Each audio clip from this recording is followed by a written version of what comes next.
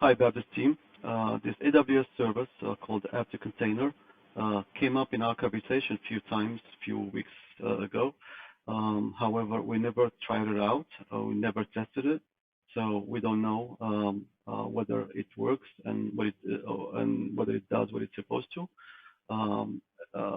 So I took the initiative this weekend, and I worked on this workshop. Actually, it's AWS workshop, and I did some research online. So I put all that together, and I was able to get it to work. So basically, this service is just it's a quick way to containerize the .NET and Java application and push them to ECS and to the cloud. It's really cool what it does, and I was really when I saw, actually I was in the middle of the migration. It creates the CloudFormation stack, and behind the scene it generates the Dockerfile, basically all the configuration as far as putting together the container. It does all that. I didn't have to touch the source code of the application, nor any other code. I didn't write any CloudFormation code.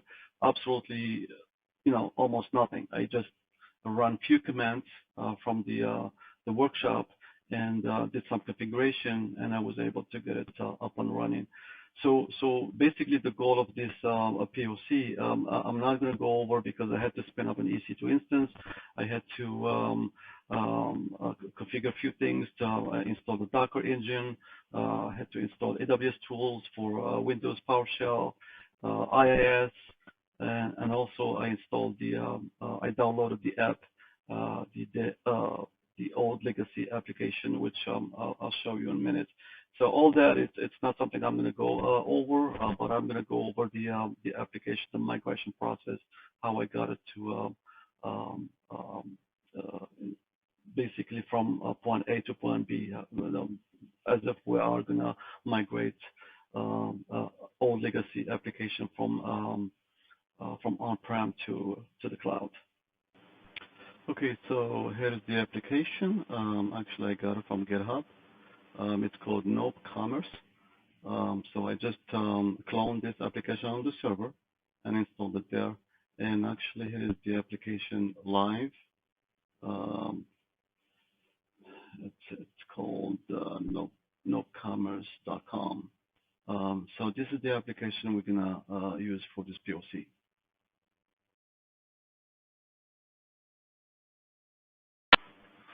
Okay, so to recap, basically I used App2Container hands-on workshop from AWS and basically followed the directions here. The first thing I had to do is to clone the legacy application. It's called NoNoCommerce on the server, so we had to do that.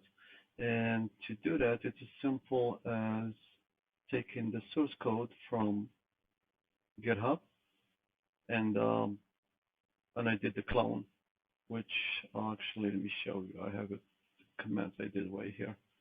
So create a directory, and I cd to the directory, and I did the clone, the git clone of the to NoNoCommerce, and I'm gonna change the directory to where the binary are. And I did a git checkout to get the release, the latest release, and that basically all I had to do to install the application on the server locally. Remember, this is on the server where we have not deployed the application to AWS yet. And the next step on the workshop, I had to create a website in local IIS and then deploy the NOP application to local IIS on the server. All this, there was some work involved. So first I had to spin up an EC2 instance, a Windows EC2 instance. I had to download IIS, configure it, make sure the application is can come up locally. This is basically as if I am on a data center. So I took an image of my application data center on AWS EC2, and then from there I'm going to upload it to ECS, to a container, to be able to migrate the application as if I am migrating the application from on-prem to AWS via App2Container. Actually, let me show you the application is it is up and running because I had to configure that locally. Let me show you how I did that. So I am back to the server. This is actually my server. If you can see that, actually right there.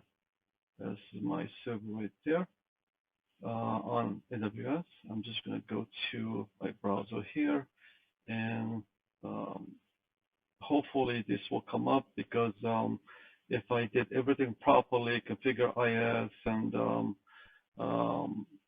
I had to download some tools, AWS tools, and all that good stuff, which I show you later. But let's see if the website will come up.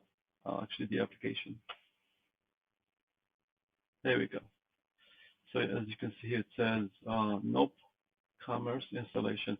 This is similar to WordPress, right? The first thing you see here is you get this a dashboard. You have to provide the user ID for the actually database should be here right there. SQL connection. So you provide the SQL username, password, and admin account as well. And you hit install, and it's basically installs everything automatically for you. I'm not going through that because that's not the purpose of this POC. We're not gonna get the whole e-commerce website up and running. But the purpose is how we can migrate a legacy application such as this one to AWS through ECS or EKS. I mean, there are two options to do that, which I'll show you later. But I'm going to use ECS in this workshop. Okay. So far so good. This is actually it's good that we have the application up and running. So we can just go follow the next steps, which now we're going to do the deploy NoNoCommerce. We did this already. I say we did this. I will go over it, but to save some time, I'm not going to go through the back end, what I've done on the server level. I'm just going to go through the process, the migration process, the app, to get it migrated to AWS. That's the goal of this POC. So now we're going to initialize the App2Container. So let's do that.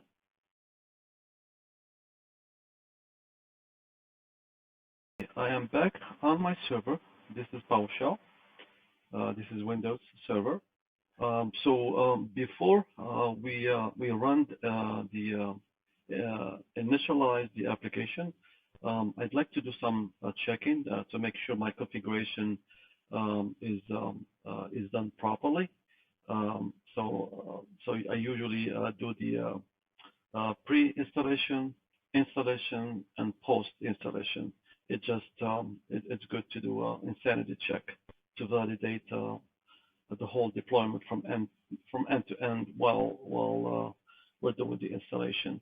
So first thing I would like to do is to run get package. Here we go.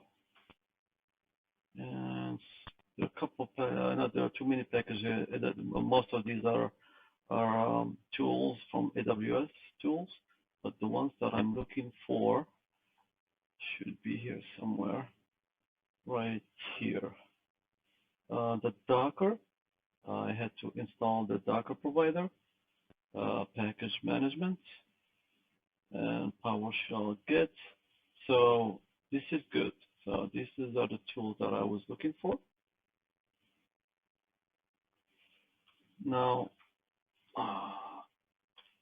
come on, clear screen here. Now let's do another check. Now I'm gonna see if I can get my modules installed. So if I do install module, here we go. Same thing here. There are quite a few AWS tools. Here we go. So we have AWS tools installer, the Docker, the Docker for MS provider, the package management, and the PowerShell kit. And the rest of these are AWS tools for a lot of services. If we're going to be using some of these, like Macy's and what else? I mean, it's basically every single service that you can think of. Here we go. We have EBS, EC2, ECR. So if we are going to be using these services, then they're already installed and they're ready for us. Okay. So now let's move to next step. Oh, I need to do one more check. Let's see. So if I do Docker run IT hello world, I should get a message that everything is cool. There we go. This message shows that your installation appears to be working correctly. The Docker took the following steps: Docker clients, the daemon. I mean, this is basically, I want to make sure the Docker installation was done properly. So this is good. Now let's move on to the next step. Let me clear the screen, and now run App2Container init. So what is App2Container init? Init stands for initializing. So we're configuring App2Container. So that's where we have to tell it where we're gonna upload the artifacts, which account we're going to deploy the application to, right? We can have multiple accounts, like a Baptist, we have multiple accounts. So we have to specify which account is going to be deployed to. And you will see I'm going to be prompt to enter some values for each question that I'm going to be prompt to. So let's do that.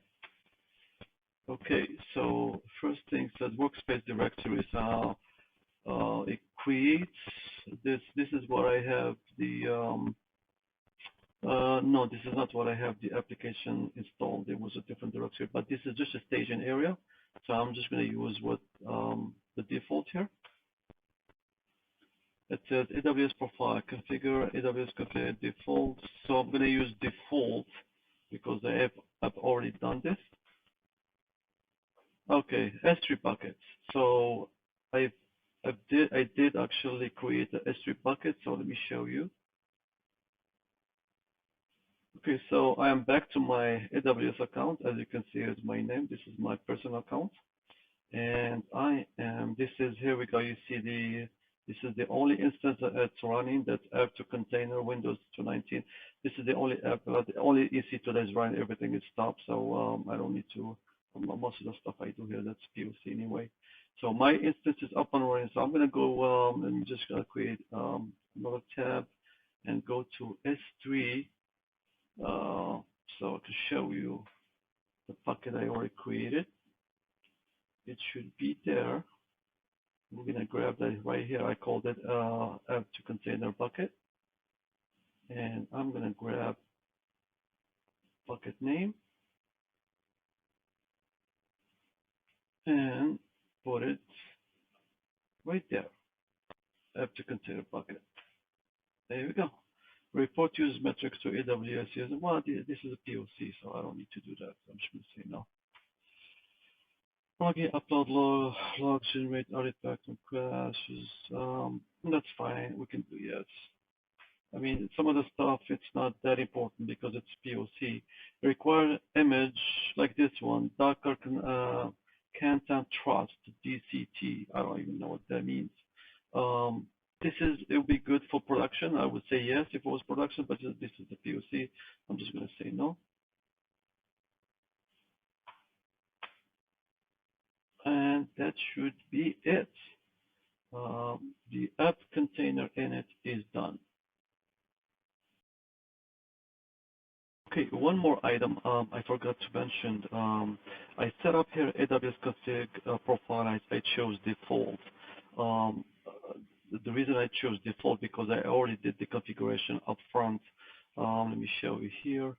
I created an IAM account, a user, and I provided a key and a secret key. I had to hide my secret key so nobody can mess with my account, but I will destroy everything anyway. But anyway, I already set this up front, so I'm telling it to use US East 1, right? So this is my profile, and that's how this will configure when we say AWS Configure Profile default, so it will pick this by default. It knows my account because I'm providing the key here, and it knows which region, okay? Okay, where are we? We finished initialize App2Container. So now we're going to do analyze the application. Okay. Please note here. So analyze is the command is right here, right? However, we need the application ID, right? This server can have Java. However, initialize App2Container. So now we're going to do analyze the application. Okay. Please note here. So analyze is the command is right here, right? However, we need the application ID, right? This server can have Java, can have .NET, can have any type of application, right? But we're looking for our application, the NoNoCommerce website that we're trying to migrate, but we don't know which app ID it has. App2Container, it will append a unique ID to it. We don't know what it is, so in order to get that, we have to run this command. Okay. This command does a couple things. Let me just paste it and I'll describe exactly what's going to happen. Okay, so basically, running App2Container inventory not only is going to provide us with the application ID, but it will check every application on this server, whether it's ASP, Java, .NET, whatever application type, it will generate reports and give us the application name along with ID, which is what we need. The other thing that does, it's really another cool feature of the container. It helps you, it does actually provide some suggestion as to whether your application is compatible to be hosted on AWS, which I found really cool because it's great to get an idea before we go through all these efforts of migrating the application. Next thing, it will not work, right? So it's good to get an idea upfront. If it's not compatible, here is why, and whether that application needs to be a total rewrite or whatever the case may be. But it's good to have.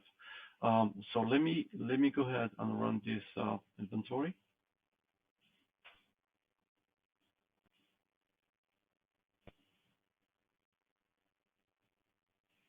What's going on here? There we go. Taking its sweet time. Okay. So please notice here, this is a default web application. That's a default, whatever it is. I did not install it, but I installed this one, NoNoCommerce or NoNoCommerce, right? And notice here, I have an ID, a unique ID. Same thing with this one. It has a unique ID attached to it. So this is exactly what I'm looking for. So in order to run the next step, we need the ID of my application so we can use it later. So I'm gonna just put my ID there, and I already I have a next. See, as you can see here, this is the command I copied from the doc, right? So I am gonna take my application ID and get rid of this value and replace it with that. Now we can do the analyze, right? We're doing the analyze right here. Not sure if you can see that. Let's see if I can get the font bigger, but it's okay. We're gonna paste it in a way. So let's go back here. And okay. So you saw what I just did. So we need to run this analyze command, but in order to run the analyze command, we need to know the application name as well as the ID. So I got this ID from here because I run the inventory. Okay, now let's go ahead and run this command. Why this thing is, there we go. Sometimes I have to keep clicking. I don't know. So it is running. I'm going to pause my video because this might take a few minutes. Okay, so analysis has been performed successfully, as we can see here, for this application, our NoNoCommerce application. And notice here, it says, edit the application analysis file as needed. This is a really good option. It gives us an opportunity to do some modification to the file based on our requirement if needed. So in other words, let's grab the file and see exactly what they are talking about. And just drop it here.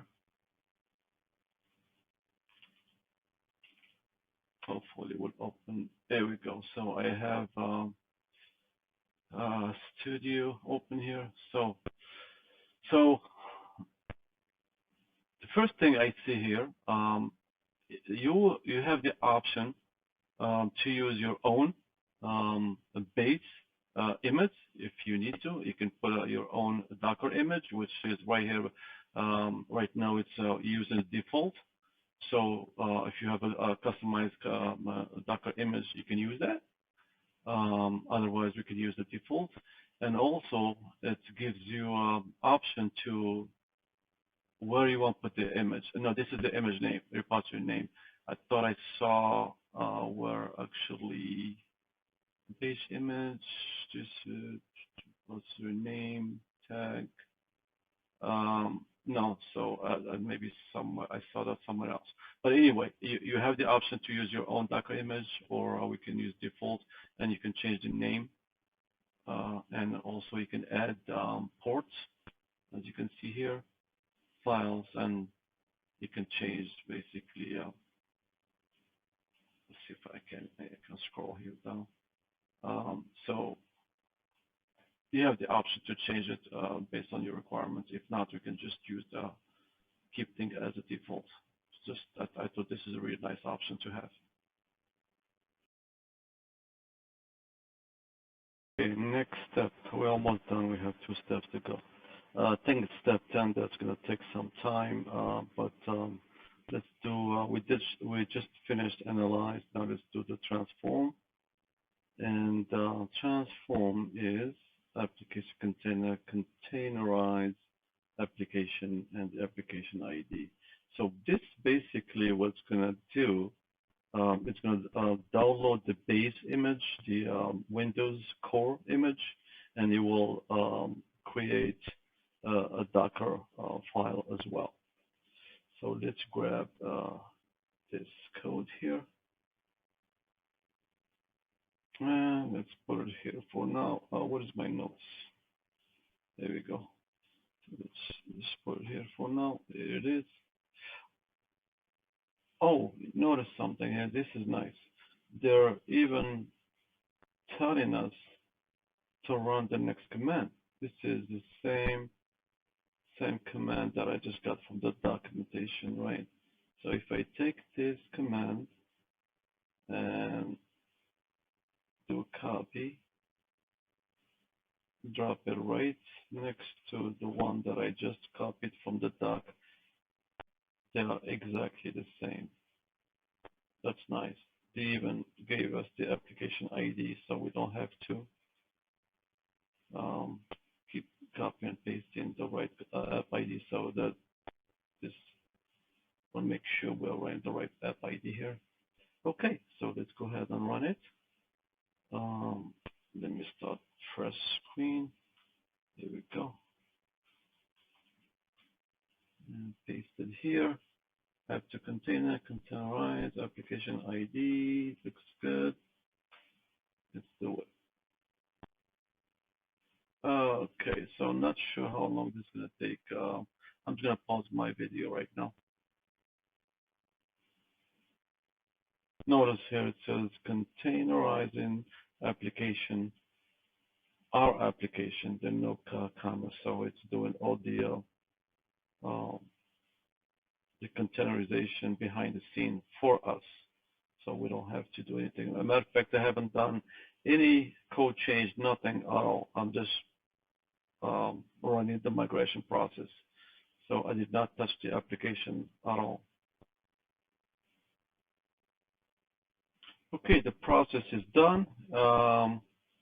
Containerization successful. And notice here, Docker prerequisite check succeeded. Docker generated under this path here. Extracted the container artifacts for the application and generated Docker file, which is this folder. So it did all the Docker work for us without doing anything manually, which is nice. So here it says, please use Docker image to view generated container image. So let's do that.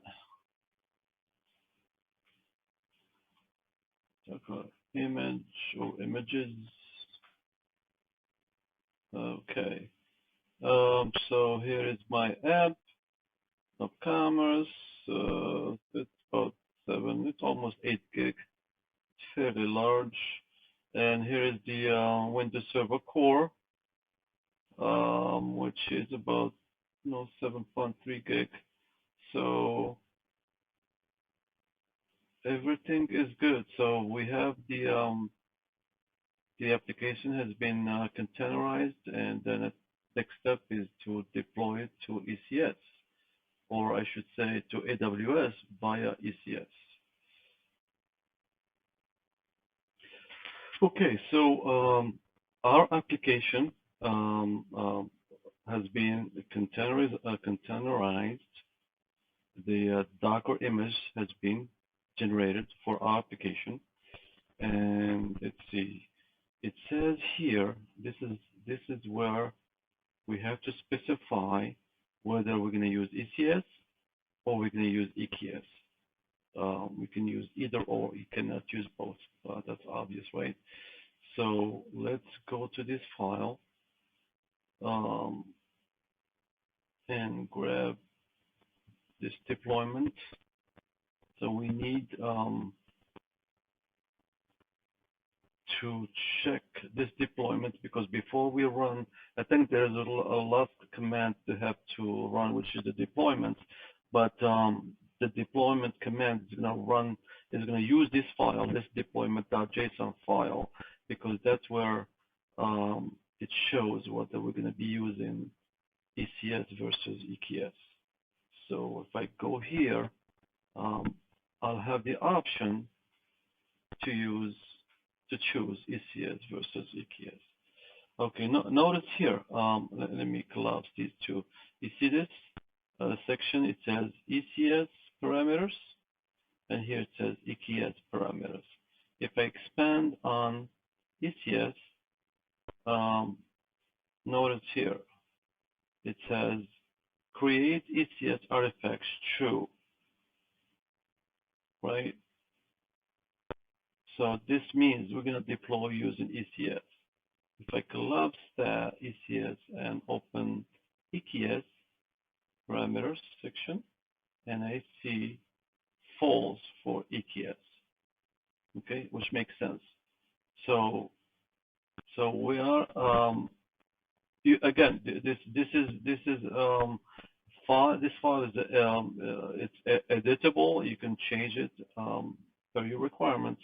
You choose which service you want to use, whether it's ECS, EKS. Since I have this already set to true, I'm just going to leave things as is. I have my application ID there. Everything looks good. The stack name, that's already, it should be already on my account. We can check later, but the deployment is ready. And since this is set to true, it's going to use ECS. Okay, one more item that I forgot to mention is the Dockerfile. We all know Dockerfile is a very important file. Let me go to the artifacts. Okay, so I am in the application. Now let me just show you how I got there. So I am in user administration, app data, local, App2Container. I go to my application, go to artifacts, and here's a Dockerfile. Let's open it and see what's in there. Let's just use Notepad. I'm not sure, this is too small. But anyway, a lot of stuff here. Notice here, it's using the Windows Server Core image. Okay, this is default. I mentioned in my prior slides that we have the option in one of the JSON file to change this default to our own custom Docker image if we want to. So we do have an option. The rest here, a lot of Windows stuff. I am not a Windows guy. Oops, I just lost it. But the cool part here, you have full control of the Docker file.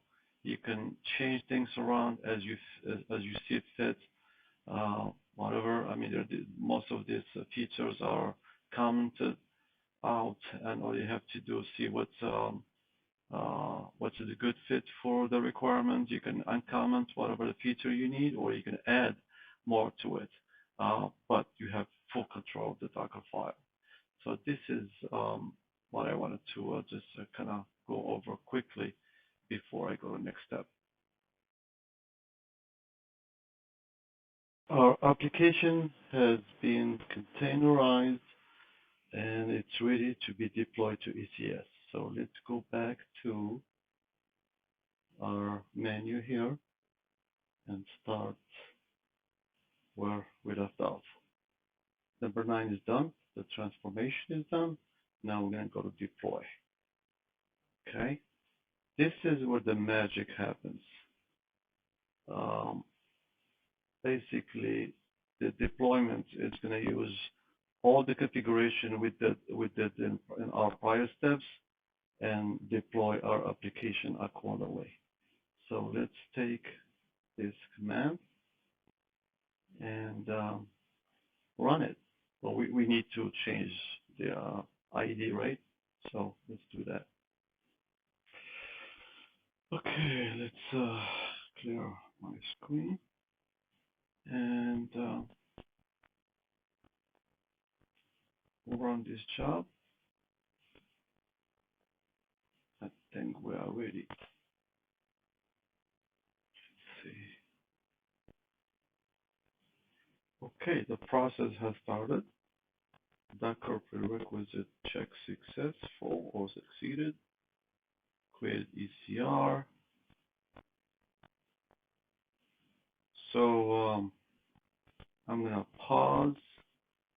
Actually, I'd like to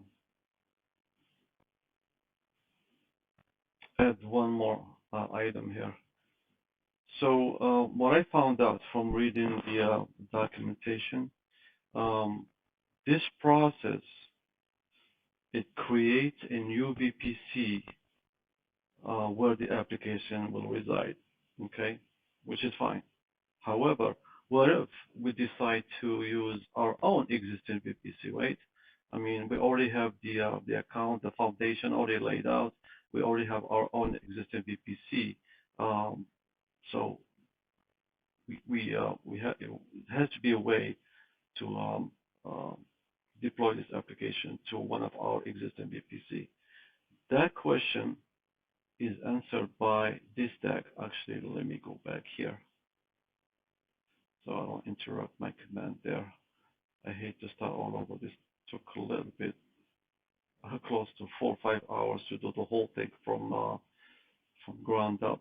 But anyway, take a look at this command, please. I have App2Container generate, okay, app deployment,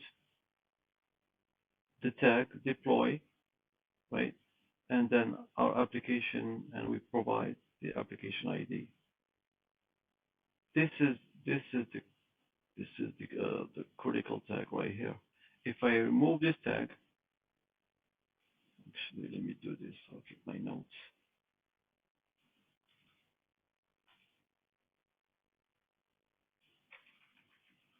I could have run this command without the dash deploy. And what this gonna do, it's gonna build the artifacts. You're gonna build the CloudFormation stack. Everything that we need to in order to perform the deployment, it will be ready on the CloudFormation stack, and it will not be deployed. Okay, so what does that mean? That means we can manually go to that the template, the CloudFormation template, where the VPC there is a creation of that VPC in one of those templates. We can change it from creating a VPC to providing a VPC ID that already exists. If we have a VPC, let's say we're deploying this to dev, so we'll grab VPC ID, the dev VPC ID, and use that in the CloudFormation template. Okay, so basically, somebody has to be knowledgeable about CloudFormation. That's something that it's an option we have, and you can change the stack based on our requirements. So that question I had, and I had to answer it myself because after I ran this yesterday, I noticed that it created a VPC. I'm like, wow, this is good, but not quite good, because I wanted to have an option to be able to provision these resources into an existing VPC. So again, removing this dash deploy will do just that. It will create all the VPC stack the CloudFormation stack for you, and you can change things around, and then you can deploy it. So, all right, so I'm going to pause here for a second because this is going to take a few minutes. It could take almost 30 minutes the last time, I think. So I'm going to pause here. Okay, our application deployment to ECS has been done successfully. Take a look here. We have a URL that was provided to us. This is actually for the load balancer endpoint. This is where we can test. I can't copy paste here. Let me see. Okay, I'm going to take this endpoint here, the load balancer endpoint, and if this brings up the application, then we call it a victory. Okay, so let's Drop it right there. Let's pray. Come on. You can do it.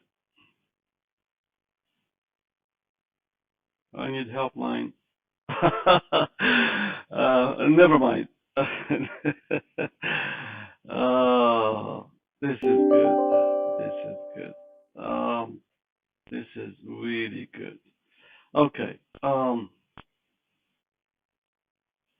What we have here, our application has been deployed to ECS, and we are, as you can see here, we are browsing our application um, from ECS. This is on AWS, on ECS. Um, it has been deployed successfully, and as you can see through the whole process, I did not touch a code or anything else for that matter. Even the deployment, it was just a command that was provided to me, and the App2Container, it built all the necessary modules as far as the Docker, the container, all the containerization process. It was done for us during this process. Um, this is really cool. So let's go back and see what we got here. Um, it says AWS prerequisite check succeeded. Docker prerequisite check succeeded. Created ECR repository, which is it did create one. In actually, I can show you if I go back to my account. I am. This is ECS. Let's see if I go back. Here's ACR. What did they do? Go back to ACR repository. Here's my, let me see if I can make this bigger. There we go. Okay, ACR repositories, here's my application. Okay, so now let's go back, see what else the deployment did. Push the Docker image to ECR, we just saw that. Registered ECS task definition with ECS. Let's go back to my account. Let's go back to ECS. There is ECS. Okay. Here is my application. Okay. Task definition. There it is. Active as the application. Okay. Looks good. Let's go back and see what else we have here. Registered ECS, we saw that. Uploaded CloudFormation resources to S3 bucket. Okay, let's do that. Let's go see where the S3 bucket is. There it is.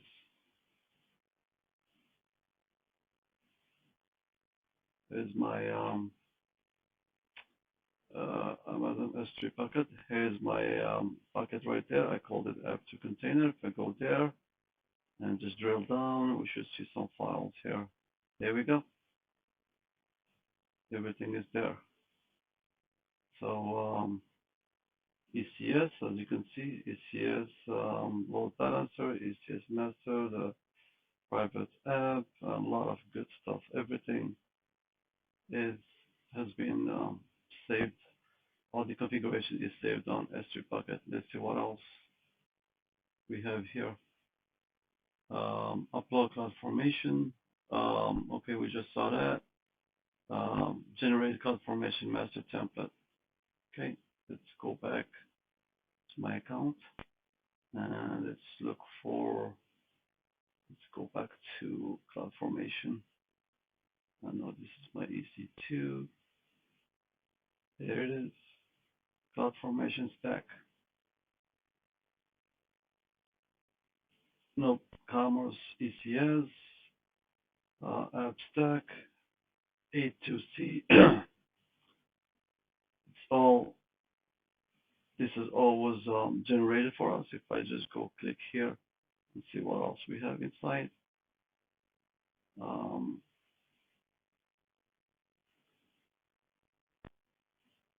If I go back to resources, there we go.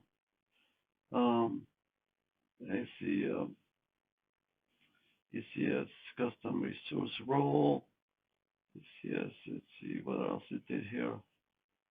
It looks like a load balancer. So it looks good. Let's go to the next one. Resources, cluster, EC2 instance, EC2 role, ECS auto scaling. This is very nice. So it did all this for us. We didn't write a code, not even a code to deploy this stuff. You know, it was everything was done for us. What else? What else? What else? I think that's about it. That's the main thing that I wanted to see is not only the configuration and we have a successful deployment, but I am able to run my app via ECS. It's on ECS as we speak, and I just showed you the deployment on my account.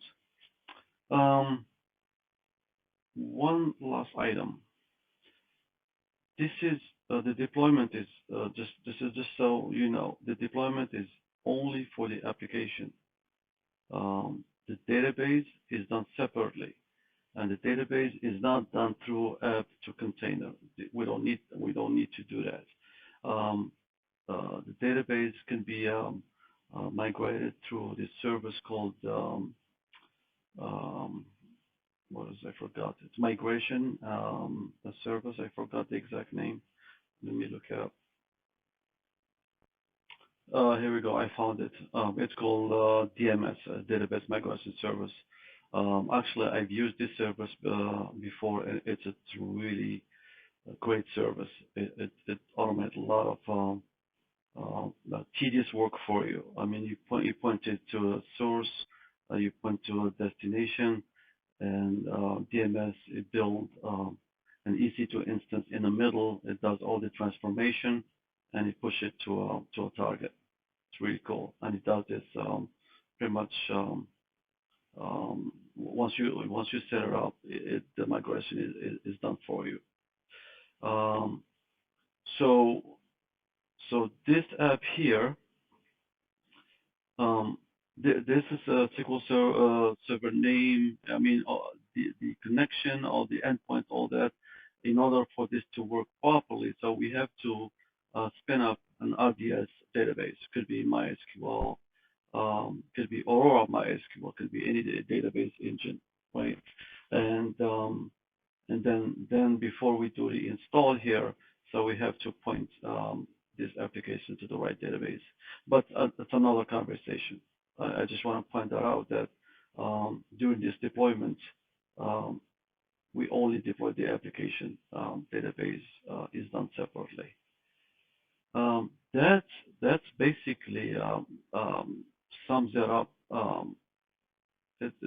Basically that's everything that I needed to cover as far as deploying old legacy application to AWS, and it's doable and it's going to be done. So that should do it. If you have any questions, if folks want to know what I did on the server level, please reach out. I can walk you through that process as well. Thank you.